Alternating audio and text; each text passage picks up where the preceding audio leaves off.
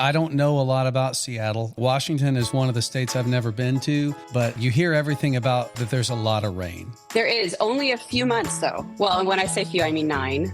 But, Welcome to What We Really Want, conversations about connection.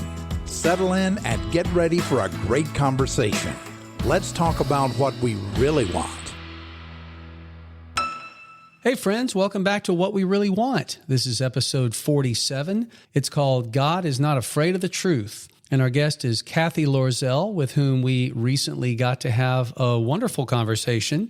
But before we get to that, hun, you and I just got back in town from a week in Nashville, Tennessee. Mm-hmm. We were exhibitors at the American Association of Christian Counselors World Conference. Yeah. I kept seeing the word exhibit hall. So I'm thinking a hall, one hall. Like a hallway? Like a hallway. It was a little more than that. So peoply for 4 days. For an introvert, it was a stretch. Exhausting, but it was really good. You did great. I just would have times where I was talking to somebody and then somebody else would come up to our booth and you just chatted them up like somebody who was an extrovert. Yeah, right.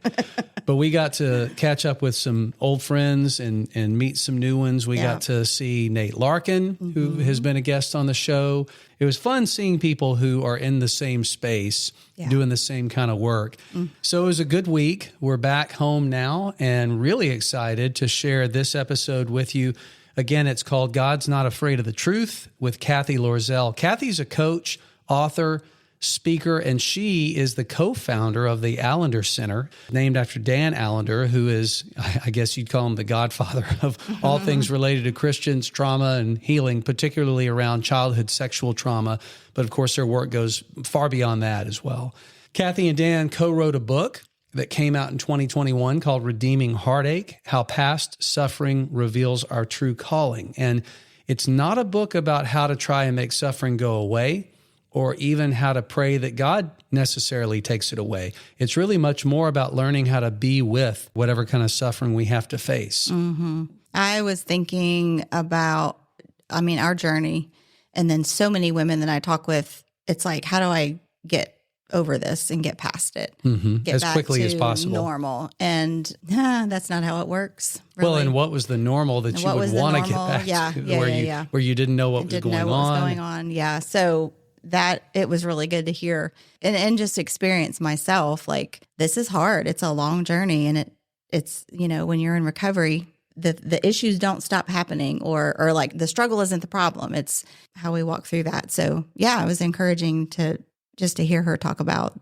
the healthiness of that and not running from suffering. Well, I think that people have different experiences with how they have been used to others in their lives talking about suffering. I think some people, it's just never mentioned. You just don't talk about it at all. And then other people kind of live in maybe a prosperity-driven reality of saying, oh, God doesn't want you to suffer. And so then how do you reconcile that? If God didn't want me to suffer and I'm suffering, then there must be something wrong with me, and it takes you to shame. But Cathy and Dan in this book, and then Cathy particularly in our conversation, just did a wonderful and compassionate job of talking about suffering. She talks about making friends with the reality of suffering, and not meaning by that we should go looking for it or find ways to like intentionally stay in it, but just to realize that suffering, when we're made for Eden, but we're not living in Eden, that's going to be a part of our lives. And I loved how towards maybe 2/3 of the way through the conversation, she was talking about the life cycle. And we see it in nature, and we also see it in our experiences, just how we're coming to a time of the year where stuff is going to start to die or go dormant and then get cold and gray for a season. But then in the spring, it'll come to life again. And we experience that in life too. And if we're only clinging to the life part of the cycle, it's like living in a greenhouse. That was an analogy that she gave. It's safer, but fruit that's grown in a greenhouse isn't as sweet as the fruit that grows outside in the reality where it can get really harsh and the elements can sometimes be damaging and punishing. And then you even got a chance to talk near the end about some things related to your upbringing as a missionary kid that you see differently now, right? Well, first, just acknowledging trauma that was there that I didn't ever think was trauma. It was just part of serving the Lord, which can be both. It's part of serving the Lord. Yeah. Part of life. But I guess having a box for the ways that I show up now, understanding that those things started when I was young. Like they were strategies that I learned, not blaming anyone, but just this is the reality. And to name them doesn't mean that we hate God or hate our caregivers, our parents, or whoever, was around when the suffering happened. But it's just that we tell the truth about it. Exactly. Something that Cathy pointed out very succinctly is that if you believe in and love God, that's a God who's not afraid of the truth. Right. And he can meet us in that honesty where we learn how to call things what they were, name them as suffering, where before you would have just said, well, that's just the way things are. Right. That's how you have to do it when you're a missionary, when you're serving the Lord. Well, I was just thinking about Jesus saying, if there's any other way. In like Gethsemane. If he said that, why do we think we shouldn't say stuff like that? Like, we don't want the suffering. I wish there was another way I could be where I am. We could be where we are in our marriage without having walked through what we walked through. But this is the path. Yeah, that's right. So. And that's I'd love that you pointed that out, because in Gethsemane, he said two things right together. He said, if there's any way that this cup can pass from me, but then he said, not my will, but your will. And so acknowledging the suffering, but also acknowledging a trust in a God who is not afraid of being with us in our suffering, and is not afraid of the truth that we tell about it. So, this was a really, really great conversation with Cathy.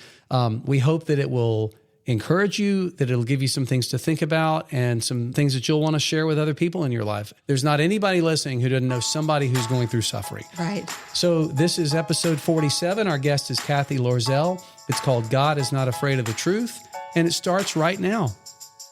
Cathy Loerzel, thanks for joining us today on What We Really Want. Thanks for having me. It's a pleasure. So we're in Alabama on Central Time, and you're on the West Coast, correct? I am. I'm in sunny Seattle. Isn't it sunny? Right now. It is right now, and everything is beautiful, and that'll last about another, 2 weeks, and then the big dark will come.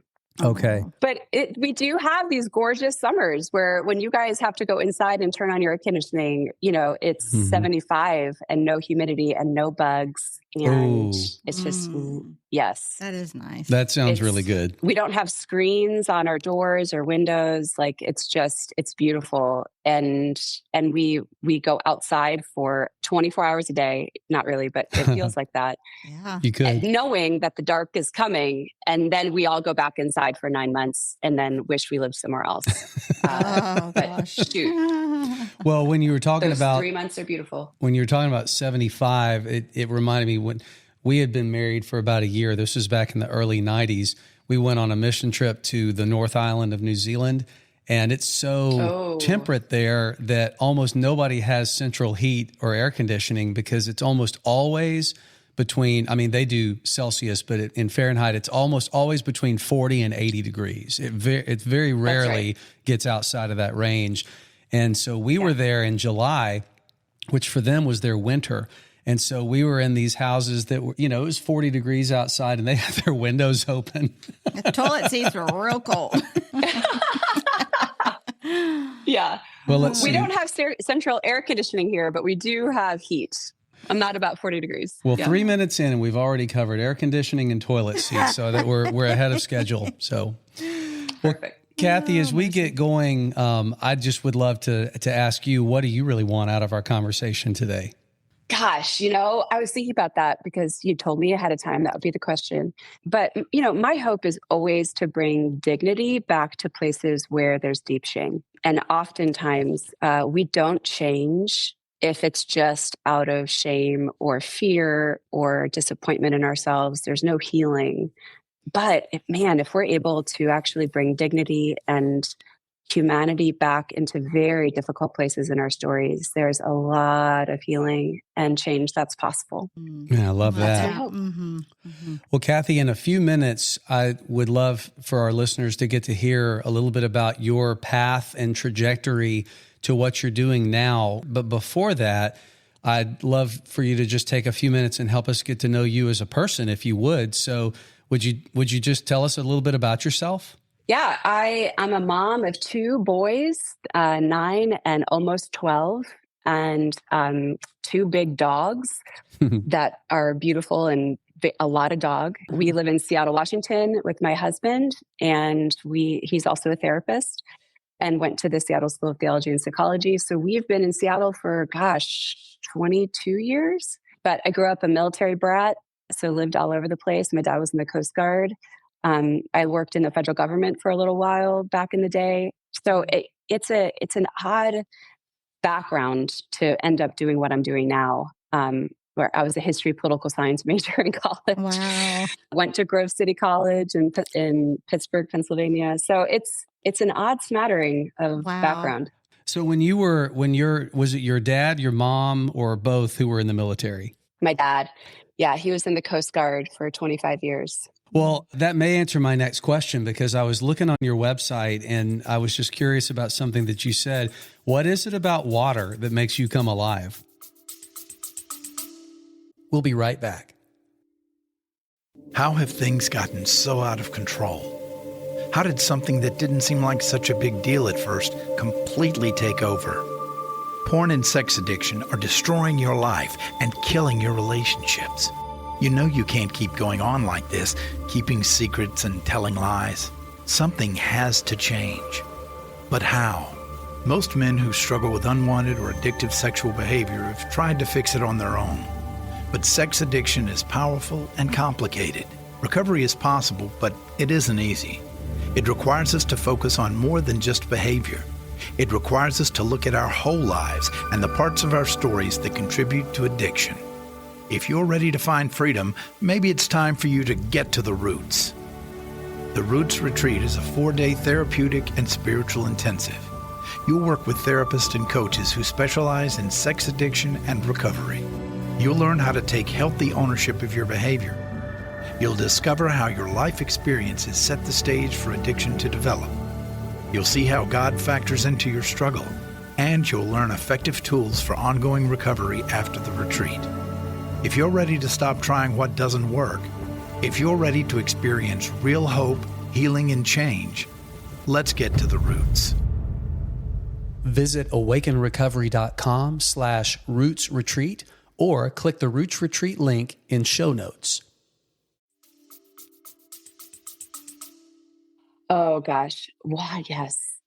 Growing up in the Coast Guard, right? That is the obvious answer. I was always more at home on the water than I was off. There was something, I just think for human beings, we're so drawn to it. And we actually know from neuroscience research that staring at water actually calms our nervous system. And so there's actually something limbically, like in the part of ourselves that sometimes has a hard time soothing. When we are around water, it naturally soothes us and calms us down. And water can be very wild and alive as well. And so I think the combination of there's something amazing that does to our bodies, being in it and being around it, but it also reminds us of just how powerful the world around us is, and it reminds us of both the awe of the world and the power of it, but also how beautiful it is. So I find myself drawn to water all the time. I love that. Love hearing you talk about it.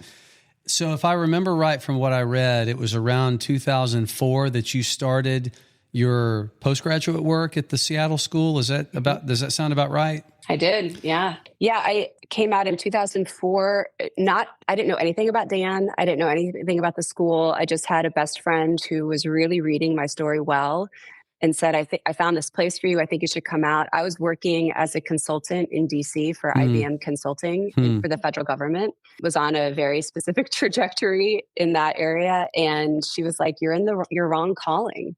And I found this grad school for you that does depth work, and it asks you to engage your story. And I think you should come out and do it. I thought she was insane, but I owed her a visit. And so I came out to Seattle to hang out with her. And during that time, I was sitting on a tarmac waiting for my flight to take off to go back to DC. And I heard loud and clear from God, like, quit your job. Wow. And so I quit, not knowing what I was going to do next. And at the end of the day, the Seattle School of Theology and Psychology was the only thing really left standing that was a possibility for me that made sense. And so I got in my car and drove cross country and got introduced to Dan and realized that there was something really incredible there that they were doing. And so I got my master's degree in psychology. And then while I was there, because I had all this background in business consulting, their organization was a bit of a mess. And so I kind of started to not take over, that would be too much of a term, but I lent my hand in helping organize the graduate school. And so they hired me on after I graduated. And they had this division called at that point it was Marsville Graduate School conferences that Dan was in the midst of. And he was doing all of his kind of work outside of the grad school at these conferences. And they were about to shut it all down. And they brought me in to save it. Wow. They were like, do you think you can do something with it? And so it was and it was the only way that the public had access to the work that we were doing at the graduate school level. And so I was like, I think this is really important because I don't think everyone needs to get their master's degree to start to do this work. And we need to make it more accessible to people who have their master's degree from other places and pastors and, nonprofit workers. And so I started traveling around the country with Dan, just listening to people. And then within 9 months, I had the first proposal for the Allender Center drafted and went to the board and got approved to start the Allender Center with Dan. Wow. And so we started that in that journey started in like 2009. And by 2011, we had launched our first certificate program and we were off and running. That's amazing.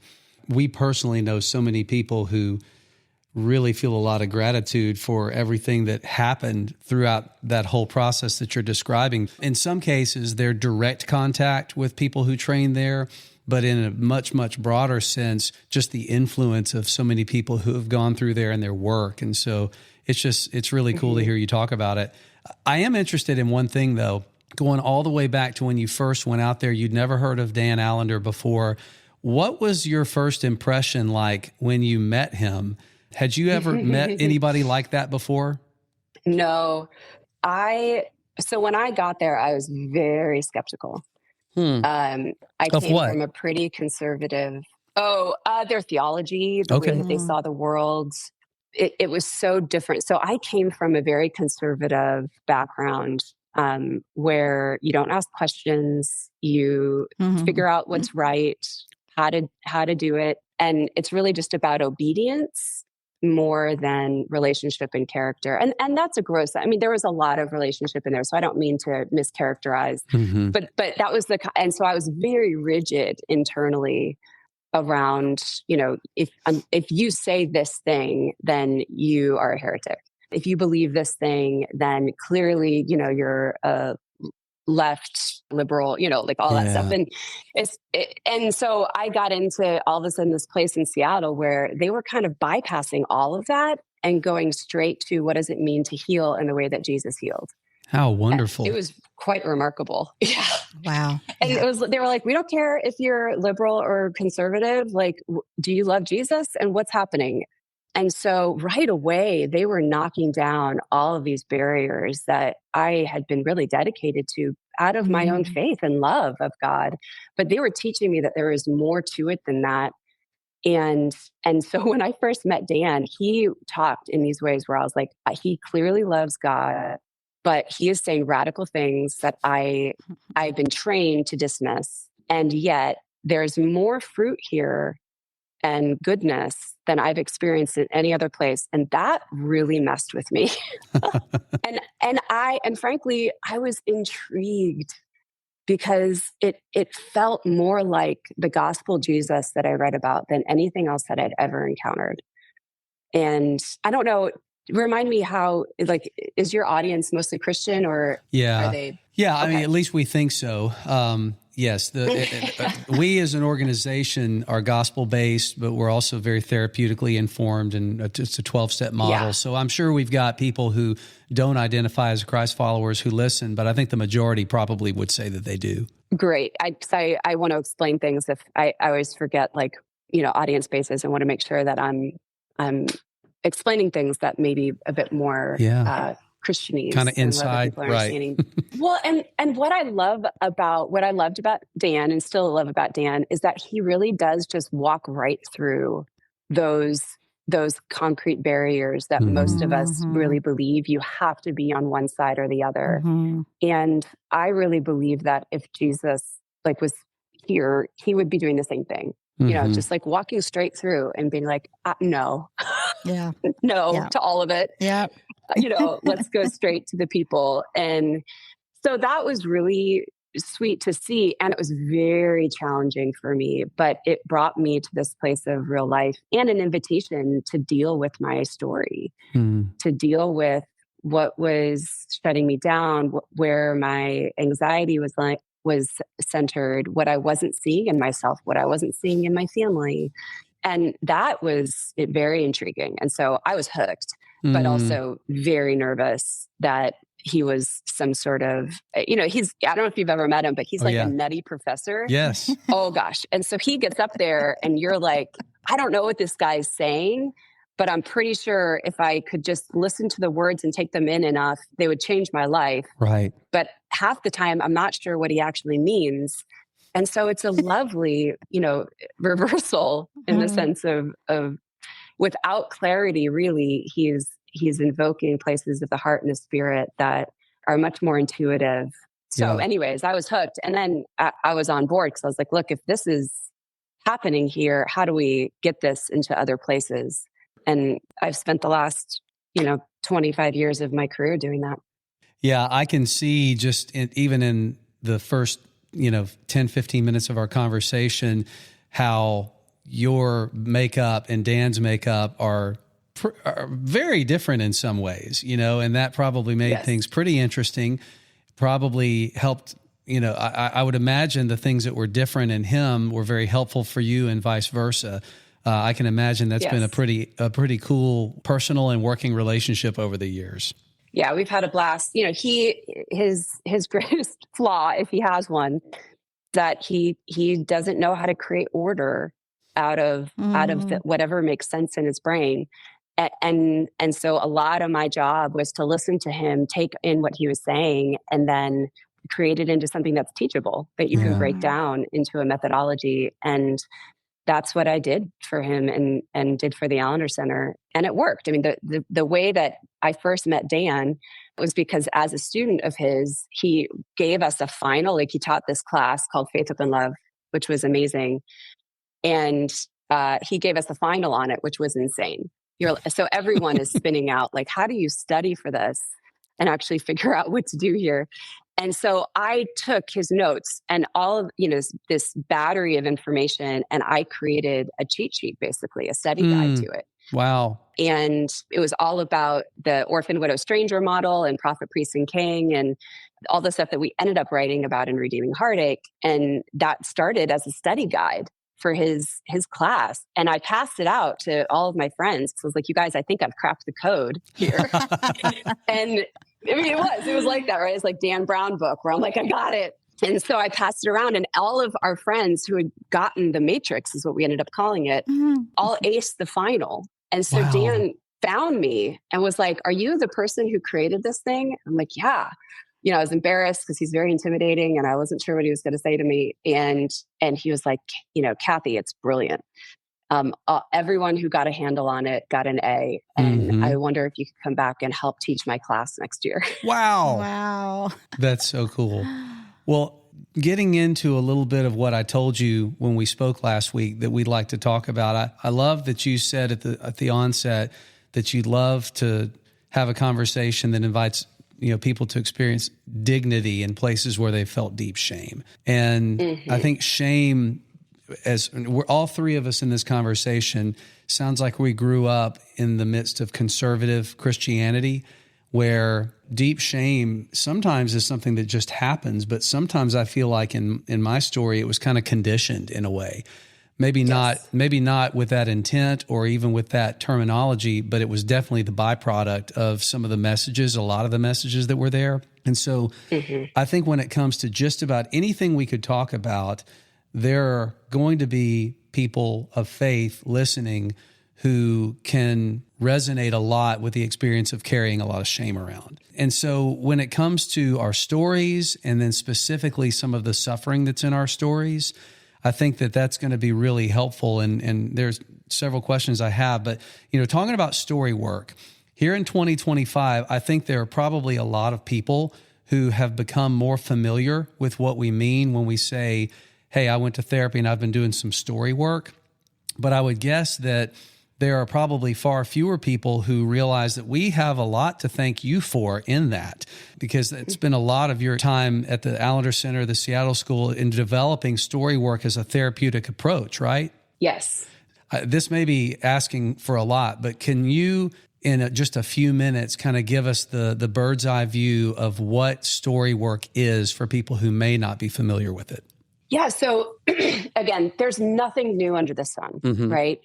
And so when we talk about story work, there are a lot of different therapeutic modalities that we're building off of, that we're pulling from, but we've kind of concretized it into one theory that we find really helpful. And so basically, Dan's been doing work with childhood sexual abuse for the majority of his career, and trying to get people to step back into their stories of harm and abuse stories in particular is very, very, very difficult because of the shame.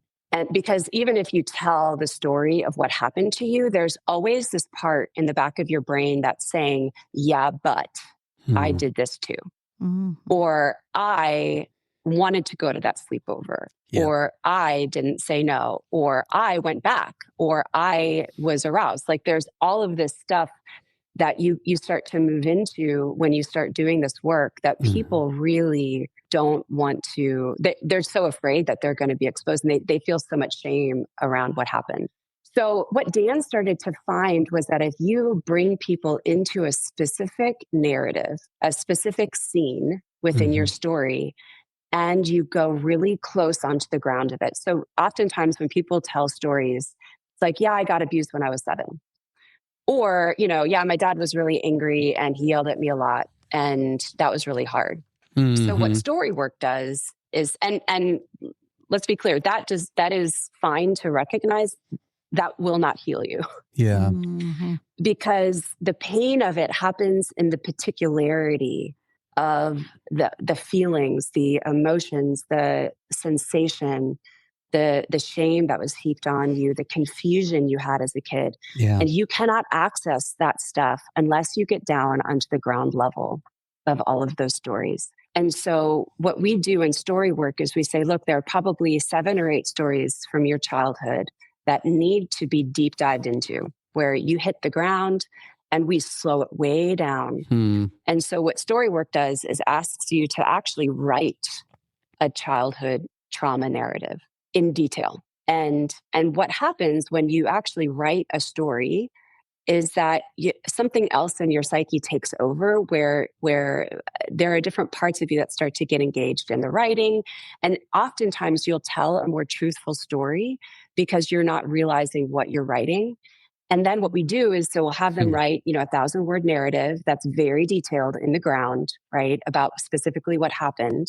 And it's not just, this thing happened at a birthday party. It's like, I was 7 and I remember I had this dress that I loved so much and I wore it because I felt so beautiful in it. And, and I remember my mom, but, we're getting into the details of these stories, which is bringing up body memory.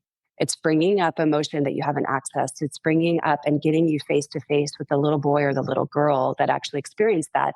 And what we know about trauma is that the trauma isn't necessarily what happened. That's a traumatic event. The trauma happens when it's not handled with love and care. Yeah. And so oftentimes people will get into these stories and then they'll realize, wow, this happened at this birthday party. And then the question is, well, who could you tell? Yes. And so we can handle traumatic events. They're awful and horrifying. But if we have someone that's safe that we can go and tell, who walks us through it, who has empathy, who has care, that traumatic event won't get lodged in us. Yeah. So if you know from other experiences that, or at least perceive that you don't have a safe person, then that's a problem. And then Yes. if when one of these traumatic events happens, you go to who you hope is a safe person and they either don't believe you or turn it on you or don't respond well, then that adds to it. So it's almost like what I hear you saying is these traumatic events, all of them are potential traumas, but whether or not they become a long-lasting, powerful trauma that continues to have unfolding impact in your life, it really depends on how it's handled. That's right. And so what we find in the work is that often the abuse itself, like the big A abuse, right?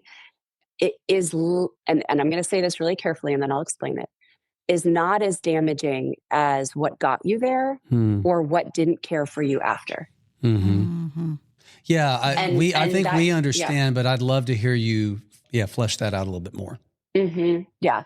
So we call it the abuse before the abuse. Yeah. Or the setup. And so for a lot of people, who come into my office, right, they're wanting to talk about their childhood sexual trauma. Sometimes that's from a parent, right? And so that gets conflated where the setup is within their own family system. And so then, you're just dealing with the big A abuse on lots of different levels. A lot of people, their abuse happened through a babysitter, through a family friend, through a friend that was coming over for sleepovers, from a cousin, right? And so they're coming in and saying, gosh, I need to talk through this. And it's true. Like there's a lot of work that you need to do around that particular narrative of what happened, right? And so you write the story. So story work will ask you to dig into that story, which needs to be fleshed out and looked at and healed and have an empathetic witness, see what was happening, give space for that little kiddo to express all of the things that they needed to have expressed in that moment to a safe adult, but couldn't. And so you kind of redo that here in the here and now. And it's really actually quite healing. Now, when you do that, there's also this other level that says, what was this setup that got you to the place where you were vulnerable to that abuse?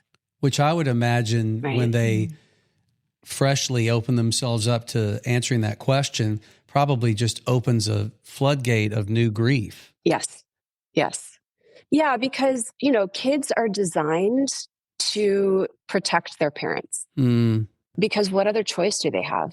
Right? And so they turn on themselves before they'll turn on their parents. And that often will not hand people over, because I want to be careful about the language, but it means that, if they're living in a world where their parents are not wanting to attune, they're not wanting to be connected to the child's emotional experience, they're busy, or, just having to work a lot. Like there are lots of reasons for this to happen that aren't just evil, but our circumstances. And a child is like, okay, mom and dad are busy, I'm going to go and find life somewhere else.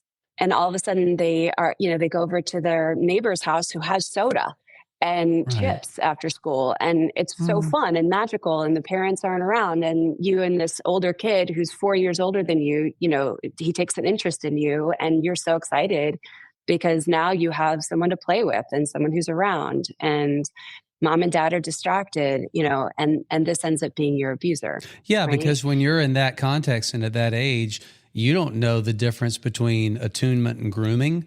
I mean, you don't know the intent of the person and what they're doing. You just know that it's attention and that it feels good. That's right. And almost 100% of the time, that will be the place where someone won't want to go to in their story because they knew something about it felt good. Yeah. Yeah. They were offering life in a way that life was not available to them in their home. And a child will then turn on themselves and say, I'm dirty. I'm bad. How could I have done that? I deserved it, or I didn't stop it, or, whatever that internal voice is, right? And so then they'll go, let's say they do go to mom and dad and say, hey, this happened, I'm not sure what this means. And mom and dad are like, oh my gosh, how could you let that happen? Right. Right. That's dirty. And we don't do that. Or, I've heard this one 1,000 times, like, well, we're Christians and we need to forgive. Yes. Yeah. And so forgive them, and we're never going to talk about it again. Yeah. Yeah. And when you talked earlier about the child turning it on themselves, I was just listening to another friend, Phil Herndon, who's a therapist in the Nashville area, and he was talking about abandonment and how when he was having some repair conversations with his son, I think when his son was getting into adulthood, he just was acknowledging some failures. And I think the concept that came out is, I don't want to be demonized or deified, because really neither one of those in a lot of cases tells the whole story. I mean, I'm sure there are some people who, to demonize their parents, maybe that would be accurate, because in some cases, like some people just ended up with horrible, horrible parents. But then, but most of us know. And then the other side of that is, if we deify them because they represent, God more than anybody else in our lives, then if anything's wrong, it must be my fault. And so somewhere in the middle is hopefully one of the destinations of this kind of work. Yes. Well, and one of the phrases I use a lot is, God is not afraid of the truth. Mm-hmm. And or else he would not have written the Bible the way he did. Right. Sure. Right. I mean, the stories that are in Scripture are so broken and so wild, and also so full of redemption. But he doesn't shy away from the reality of what it means to be human. Yeah, every hero in the Bible is a flawed, failing hero. Every single one of them. Deeply flawed. That's right. That's right. And that actually should make us feel way more free to move towards a truer story. Yeah. Right? Like, look, if David's kids were sitting with me in, doing story work, you'd be like, yeah, right? That'd be rough. Well, no rougher than anyone else. I mean, honestly, it's like, that's so true. There is such deep harm. And God even said, look, part of the result of your sin is that your family is going to be infighting for generation after generation. And so God's also clear, like, look, there are impacts to our failure of one another, and we have to work towards healing of it. So when I look at family of origin stuff, so many people are like, but my mom and dad did their best. Like, sure. And they failed you. Yeah. And you will fail your kids.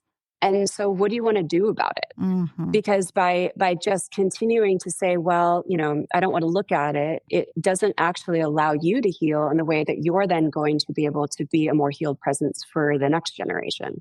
Yeah. And isn't that the point? Yes. Yeah. Yes. So when I look at honor has to be a truthful telling. It's not demonizing. It's not saying it's all your fault and therefore I have no responsibility. That's not what we're saying. But what we're saying is things went down when you were a kid and they impacted you, and they changed your style of relating, and they shifted how you're meant to be in the world. And you then armored up to try to protect yourself, and you're hiding from shame, and you're not actually being the best version of who you're meant to be, because in some ways evil is won because you've decided to stay silent and stay cocooned away from the story that you need to tell. Right. Well, speaking of something you said just a second ago, that's the point. Okay. I want to talk about what I think some people think the point is when they begin to engage in this kind of work. I'm going to do a little bit of a long setup to a question that I'm really interested in your answer to, because you mentioned Redeeming Heartache, which was a book that came out a few years ago that you and Dan co-wrote about suffering. And in the introduction, there are two very short statements that Dan made that I identified with immediately when I first read them. One was, life is a long search for what we lost in Eden. And then the other one is, everyone knows that something is not right. I think most of us who are open to doing work around our trauma would resonate with those two things, even if we weren't sure yet exactly why. But then he says a little bit later that the book invites you to a journey not to resolve past suffering, but to wrestle with it until you gain the blessing you're meant to receive, to walk, even with a limp, into more joy and to experience a measure of healing. And so this kind of gets me closer to my question here, and that is, I would imagine that there are a lot of people who, if they're going to go into this kind of work, they don't want the point of it to be able to better coexist with my suffering. They want it out of my life, right? They don't want to feel these things anymore. And what you guys are saying in this book is that's not realistic. That's not the destination that we get in a fallen world. And so redeeming heartache, how much of that involves learning to have a different relationship with a suffering whose impact sticks around? I mean, all of it. Yeah. The number one thing, I right now I see a lot of clients and doing story work, every day. And the number one thing I'm inviting people to do is to identify where they can't tolerate their feelings. Mm-hmm. And life is not healing, is not about eliminating suffering. Mm-hmm. It's about learning how to manage, how to have peace with it. And I don't mean to never search for joy, right? But it's a sense of we can't get back to Eden. Every day that you wake up, even if you've built a beautiful life, you're living in a fallen world. Which sucks because we were made for Eden, but we don't get to have it yet. But even the people who were made for Eden couldn't keep it. Right. So it's like, look, I don't know what to tell you. Even if we had Eden again, we don't know what to do with it. Yeah. And so much is like, okay, can we get to a place where you can feel your feelings? You can feel grief. You can feel sorrow. You can feel joy. You can feel disappointment. And you're not afraid of any of it. It's not that you stay in it and wallow in it, but when it comes to you, you know how to be with it. Mm-hmm. And that allows you to really have such compassion and empathy for the lived human experience and capacity to manage the beauty and the brokenness of the world. There's no way that we're going to be able to only experience the beauty, the goodness. And so I talk a lot, and I think maybe I talk about it in the book, but I can't remember now, but that there's a scale, right? And so if we want to experience the plus 10 of joy and delight, right? Mm-hmm. Oftentimes what Christians do, especially, is like, oh, we just want to stay on the positive. So we're just going to believe in the goodness of God. We're just going to believe that everything's going to work out. It's like, well, that's just not true. Like, beautiful people who love God get cancer and die. Yeah. So this is not it doesn't just work out. What does work out mean? Mm-hmm. Well, it means you can live the life that's before you with dignity and integrity and joy and goodness and be fully present to it. Right. Yeah. That's what working out means. Which is unlearning a lot of the constructs that have been there. Because one of the things you did say in the book, this is a quote, is you said, in our efforts to flee the suffering and evil in the world, we erect barriers to protect ourselves from the shattering of shalom. That's right. And that's not just something that we do as individuals. I think that's something that we do institutionally as the church. Yes. I mean, I don't know how many really solid, biblical, honest sermons I've heard over the course of my 50 years as a Christian almost that really were honest about suffering. Yes. They're much more descriptive of getting back to Eden and, the hope of one day, which is great. I mean, I love hopeful messages. And the Bible is filled with hope, but sometimes the hope that is deferred for right now, it's not enough to hold on to when the suffering is not acknowledged, and there's something powerful in there about just having somebody to acknowledge and bear witness to the suffering that we're going through. Well, and I think once you start to make friends with the reality of suffering, mm-hmm. and I don't mean that to say we should look for suffering or figure out how to stay there, right, in the pits, but when we learn that the life-death life cycle is everywhere, it's in everything. We're about to move into the fall season where everything around us that has been alive for the spring and the summer is going to die, and not really die, but go dormant, lose its leaves, lose its color. It's going to go, into the dark season. And then life will be rebirthed out of that again. Well, what do we do with death? What do we do with the inevitability of it? And I think our capacity to be present to death and to grieve, to mourn, to let it shatter us, knowing that life comes again, but not if we're only clinging to the life cycle. I think a lot of times we want to live in the greenhouse where we can grow vegetables or fruit any time of the year because it's fake. Well, my tomato plants are meant to die. And then I replant them again. Like they're not meant to continue to produce. And when you ask things to produce, even though they're meant to go through the death cycle, the fruit becomes less sweet. Yep. It becomes more bland. Like, have you ever tasted a tomato that's comes out of a greenhouse that's manufactured versus one that is grown on the vine in your backyard, right? It's sweet and it's complex and it's incredible. The greenhouse one is fine. Like it'll go on your BLT sandwich and it's fine, but it has no taste. Very little flavor. Yeah. Right? Yeah. Very little flavor.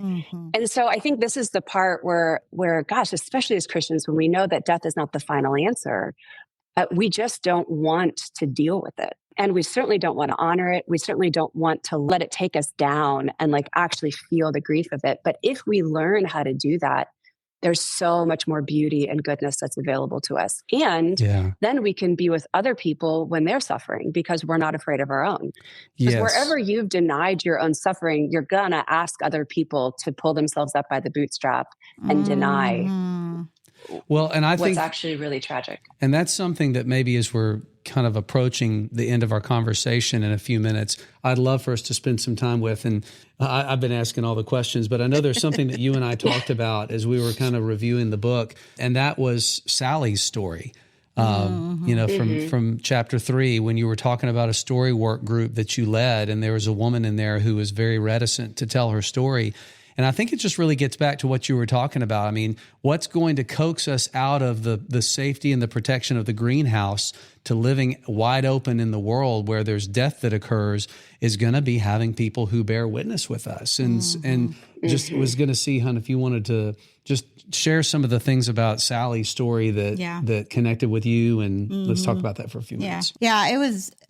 The details, somebody who wasn't familiar with all of this would be like, your story is nothing like Sally's. But there's so many ways that I resonated with it because as a missionary kid, I became a Christian when I was 5.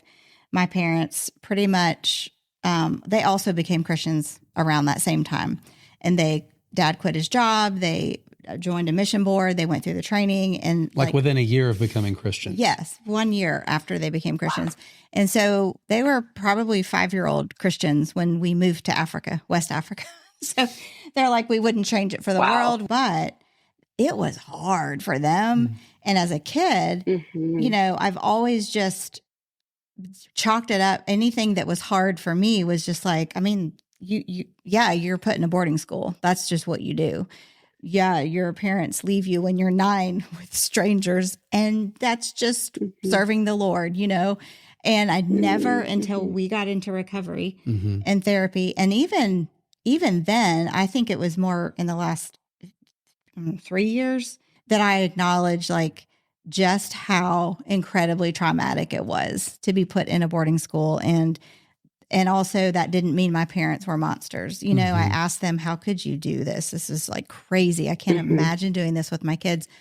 But they said, yeah, it's what you do. I mean, it's what so many people did back in the 80s. And so I think just hearing the way Sally initially, would have shared her story versus how it really went down. It's like, that's so... How many people I talk to and what we do, it's the same. They minimize because somebody else, you can always find somebody else who had it in your mind worse. Objectively worse. With the details, whatever. But it's just like, as I personally have acknowledged that pain, and thankfully I have been able to talk to my parents about it. They're not like in counseling and totally understand all of this, but I've been able to talk about it to a degree with them. And I think that for me, the way it's helped is just, it doesn't have as strong of a hold, or it doesn't have a hold, but like, it's just not as hard to talk about it now that I have talked about it so much and I have had people acknowledge and Greg understands. And so, yeah, that was just really helpful for me to read through that part and just realize, yeah, it's okay that maybe my suffering wasn't XYZ, but like it was so traumatic for that 9-year-old little girl. And just all the ways that I still feel abandoned in different situations.